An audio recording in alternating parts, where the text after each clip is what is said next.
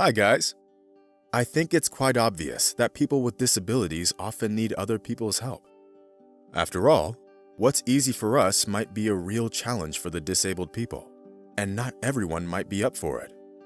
Ever since we were little, we've been taught to help disabled people, but unfortunately, they don't always get the necessary support. And moreover, they are an easy target for all sorts of criminals. That is exactly what happened in Vancouver, Canada. We know that Canada is a fairly safe country with a low crime rate, but the events that have been happening there for 15 months, starting from May 2014, are really hard to believe. The police of the downtown east side received several similar statements in just a few months. They all reported robberies of people with disabilities. The police tried to find the perpetrator, but with no success. When everybody was about to give up on it, a very unexpected thing happened. Sergeant Mark Horsley came up with an idea to catch these criminals by going undercover. To carry out his plan, he decided to pose as a disabled homeless person.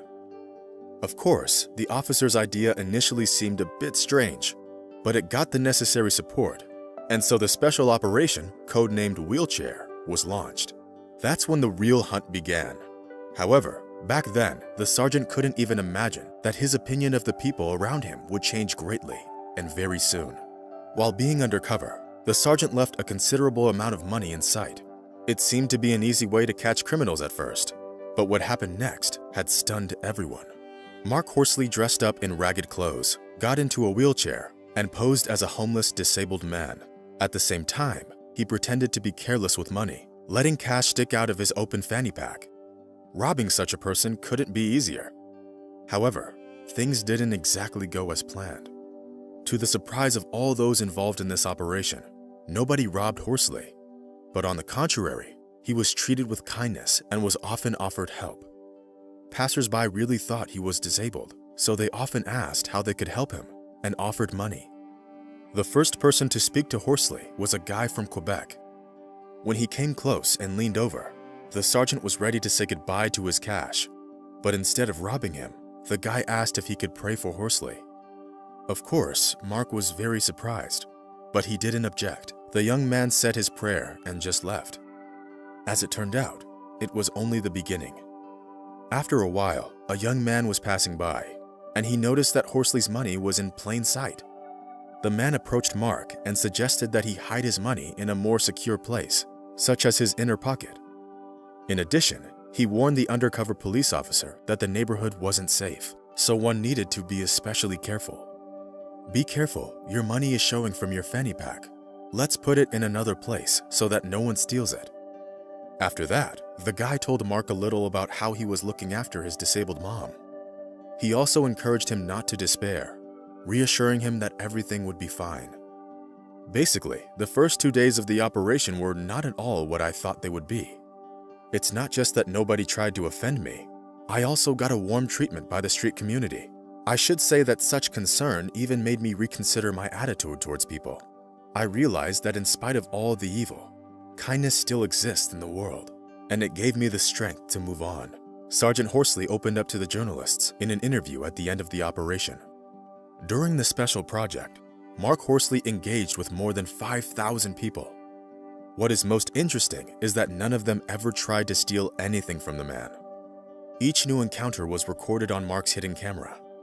Interestingly enough, there were 2 more robberies of wheelchair people in Vancouver at the time of the operation. However, neither the first nor the second one was committed in the downtown east side, where the sergeant worked. It should be said that in both cases, the criminals got arrested. The operation went on. However, something was clearly wrong. The undercover sergeant went to extremes and tried one more trick. He held out his money to passers-by and asked them to count it. He told him he had no education and wasn't good with numbers at all.